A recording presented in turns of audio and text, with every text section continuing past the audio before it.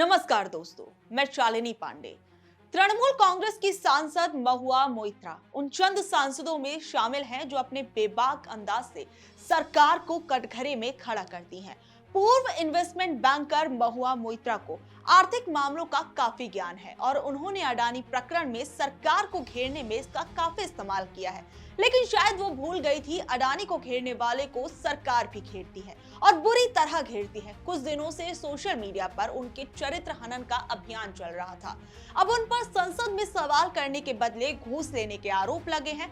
आरोप साबित हुआ तो उनकी संसदीय सदस्यता भी जा सकती है। अब पूरा मामला क्या है वो समझिए। महुआ मोइत्रा पर आरोप लगा है कि उन्होंने लोकसभा में अडानी को लेकर जो सवाल पूछे उसकी एवज में आर्थिक लाभ लिया। ये लाभ उन्हें हीरानंदानी ग्रुप से मिला, जिसके पास महुआ का संसदीय लॉगिन और पासवर्ड था। ये आरोप महुआ के करीबी दोस्त रहे वकील जय अनंत देहाद्रई ने लगाया था। देहाद्रई से अब महुआ की मुकदमेबाजी हो रही है। उन्होंने महुआ पर आरोप की फहरिस्त बीजेपी के सदस्य निशिकांत दुबे को भेजी, जिनकी डिग्री को महुआ मोइत्रा चुनौती दे चुकी है। निशिकांत दुबे ने महुआ मोइत्रा पर लगे आरोपों को लोकसभा अध्यक्ष के पास भेजा, जिन्होंने इस पर विचार के लिए एथिक्स कमेटी के पास इसे भेज दिया है।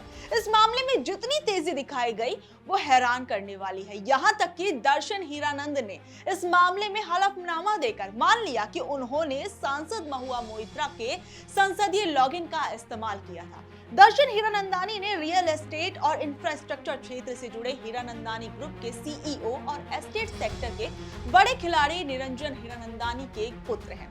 उन्होंने हलफनामे में स्वीकार किया है कि अडानी की कंपनी को लेकर संसद में सवाल पूछने के लिए उन्होंने मोइत्रा के संसदीय लॉगिन का इस्तेमाल किया था।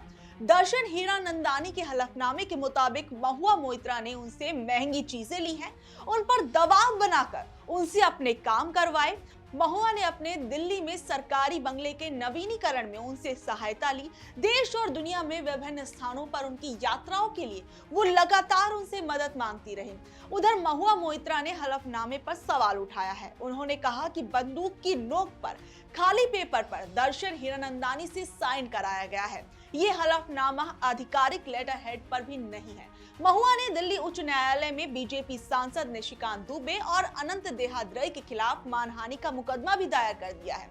अब इस पूरे मामले में सच क्या है, क्या झूठ है, ये तो जांच का विषय है। हीरानंदानी का कहना है कि महुआ मोइत्रा हीरानंदानी पर दबाव बनाकर उनसे काम करवाती थी। तो सवाल ये भी बनता है कि किस दबाव के चलते वो महुआ मोइत्रा की सारी बातें मानते थे। वो खुद एक जाने माने बिजनेसमैन है और महुआ मोइत्रा भी काफी संपन्न बैकग्राउंड से हैं। ऐसे में यात्रा या घर की सजावट के लिए मदद लेने की बात पचती नहीं है। कहीं ऐसा तो नहीं है जिस तरह से अडानी का सवाल उठाने पर राहुल गांधी की संसदीय सदस्यता खारिज कर दी गई, संजय सिंह को जेल भेजा गया, वैसे ही कुछ महुआ मोइत्रा के साथ भी करने की कोशिश की जा रही है। ये भी गौर करने वाली बात है कि हीरानंदानी के हलफनामे के कई दिन पहले से बीजेपी आईटी सेल की ओर से महुआ मोइत्रा के चरित्र हनन का अभियान चलाया जा रहा था।